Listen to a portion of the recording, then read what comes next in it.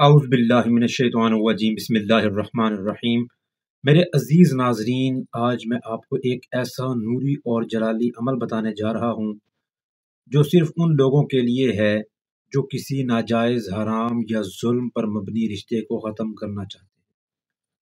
وہ رشتہ جو اللہ کے حکم کے خلاف ہو، جس سے گناہ کا اندیشہ ہو، بے حیائی یا کسی کی عزت کو خطرہ ہو۔ یاد رکھیں، یہ عمل عام لوگوں کے لیے نہیں بلکہ صرف ان اہل دل افراد کے لیے جن کی نیت پاک ہو۔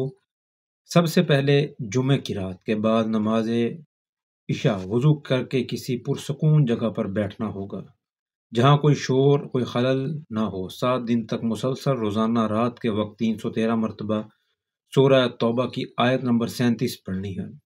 ہر بار درود ابراہیمی سے شروع اور درود ابراہیمی پر ختم کرنا ہے۔ اگر نیت مظلوم کی مدد کی ہے تو اللہ آپ کے حق میں فیصلہ کر دے گا۔ اگر معاملہ شدید ہو تو کسی بزرگ عالم سے اجازت لے کر اس آیت کو ایک سفید کاغذ پر زعفران سے لکھ لینا ہے اور سورہ الفلق والناس پڑھ کر پانی میں گھول کر زمین میں دفن کر دینا ہے۔ کسی پر ظلم یا بدنیتی کے لیے یہ عمل نہ کریں، اثرات الٹے ہو سکتے ہیں۔ نیت صرف اصلاح، انصاف اور اللہ کے قانون کی برتری کی ہونی چاہیے، تبھی یہ عمل نوری بنے گا۔ یاد رکھیں، یہ قبرستان یا چلہ کشی والا عمل نہیں بلکہ باطنی مجاہدہ ہے جسے صرف وہی کر سکتا ہے جو حلال و حرام کی تمیز کرتا ہو۔